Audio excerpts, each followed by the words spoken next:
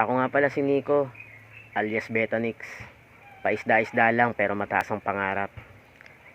Kaya tara, samahan nyo ako sa pag-iisda ko. So yan, sa ngayong video na to, ayan nagpapogi pa nga. Samahan nyo ako manghuli ng live foods para sa mga alaga nating mga betas. So yan, kinuha ko na yung mga gamit. May maliit din akong panghuli para dun sa mga singit-singit. Nagsimula na ako mag-drive para pumunta dun sa paghuhulihan natin. Siyempre, stop over muna tayo. Bili muna tayo ng yosi natin, astig tayo eh.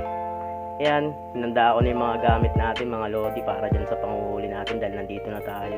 Naglagay na rin ako ng tubig para manghuhuli na lang ako, sasali na lang natin dyan. Ayan, may mga nagdadaanan dyan pero huwag kayong mahihiya mga lodi ha. Ganyan talaga buhay ng pag-iisda. Di naman din nila alam kung ano yung ginagawa nyo. Pero meron din dyan alam kung para saan yung kinukuha nyo. Di naman din nila alam kung magkano yung kinikita nyo dyan, kaya deadma lang mga lodi. So yan, patapos na ako dyan mga lodi. Yan, kuha na tayo ng plastic. Yung plastic na yan, gagamitin ko lang yan para gawing hand gloves. Para hindi ko mahawakan yung pinaka ano dun sa may kanal. Kay baby kasi ako mga lodi. Ayan o, yun yung mga nahuli ko. Konti lang pero sapat na yan para dun sa mga isda natin. Ayan, nakauwi na nga ako mga lodi. Ligpit ko lang yung mga gamit. Hugasan natin yung nahuli natin.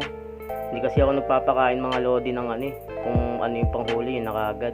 Nuhugasan ko para malinis yung kainin ng isda. Ayan, pakain na tayo ng mga fry natin mga lodi. Ayan, dito tayo sa Jubies. Madaling mahirap ang pagpapakain ng isda mga lodi. Kung pagpapakain lang, pakainin mo lang sila ng pakainin, hindi pwede. Pero dyan kasi mga lodi, pagka talagang mahal mo isda mo, tatansyahin mo yung dami para sa kanila.